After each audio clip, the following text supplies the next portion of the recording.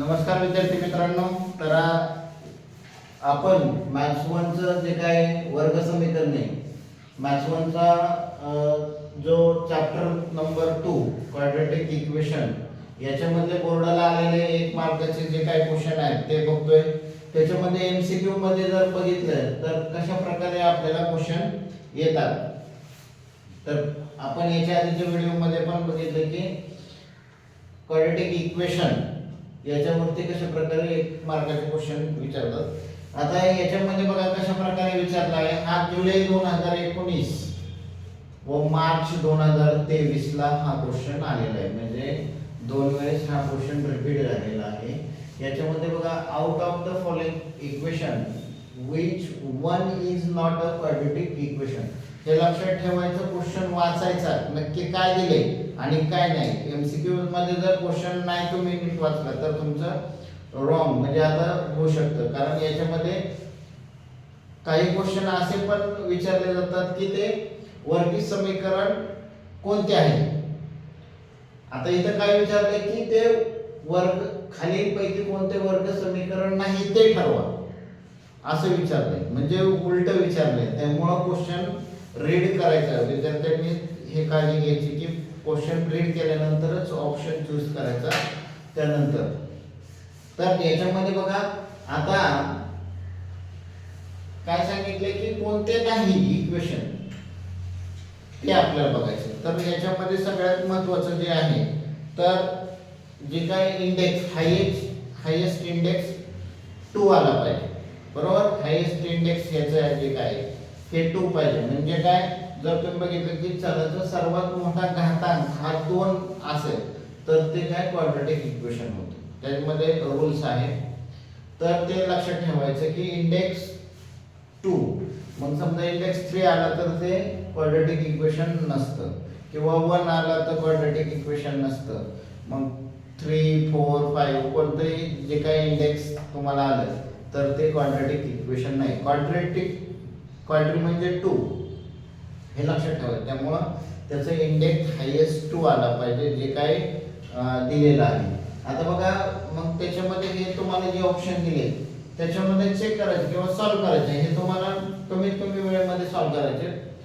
तर याच्यामध्ये आता समजा पहिले दिले आता कोणतं नाही हे बघायचे. मग याच्यामध्ये जर बघा पहिले इक्वेशन आपण सॉल्व्ह करू. मग काय दिलंय x² + 4x = 11 + x².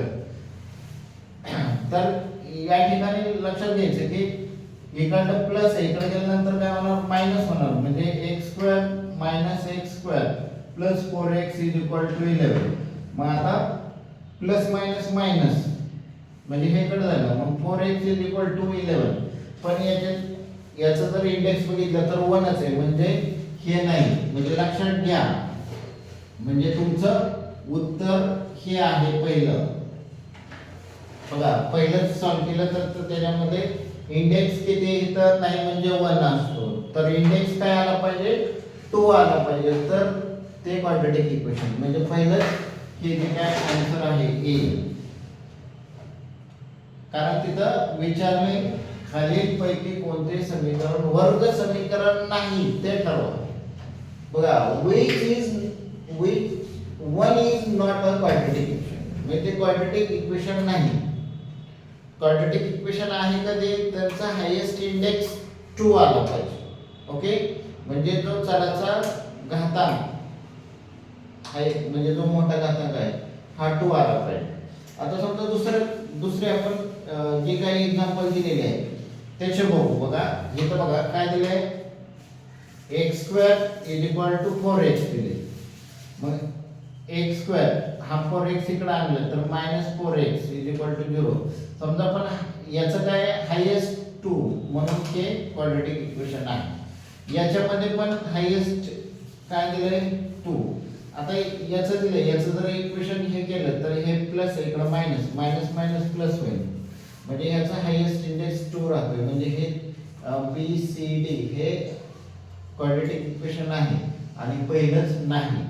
असं पण तुम्हाला विचारले जातात की आता इथं नाही कोणतं नाही ते विचारले. म्हणजे त्या ऑप्शन मध्ये 3 दिलेले आणि एक नसणार ते दिलंय. तर हे आन्सर आहे. तुम्हाला असं पण विचारलं जाईल त्याच्यामध्ये की कोणतं इक्वेशन क्वाड्रॅटिक इक्वेशन आहे. तर बाकीचे 3 नसणारे देणार आणि एक, त्यासाठी लक्षात घ्यायचं हे कमीत कमी वेळेमध्ये सॉल्व्ह करण्याचं प्रॅक्टिस करायचं. सगळ्यात महत्त्वाचं त्याचा हायेस्ट इंडेक्स बघायचा आणि काही एक्झाम्पल तुम्हाला डायरेक्ट नाही तर तुम्हाला ते त्या ठिकाणी सॉल्व्ह करूनच ते उत्तर काढायचं. आणि लक्षात बघा, मग याचा हायेस्ट इंडेक्स 1 आहे म्हणून हे काय नाही, तर याचं तुमचं आन्सर ए आहे, हे लक्षात ठेवायचं. तर कशा प्रकारे तुम्हाला जे काही हा क्वेश्चन समजला, तुम्हाला जर हा व्हिडिओ आवडला असेल तर नक्कीच लाईक आणि सबस्क्राईब करायला विसरू नका. जर तुम्ही आपल्या चॅनलला नवीन व्हिडिओ पाहत असतील तर सबस्क्राईब करा.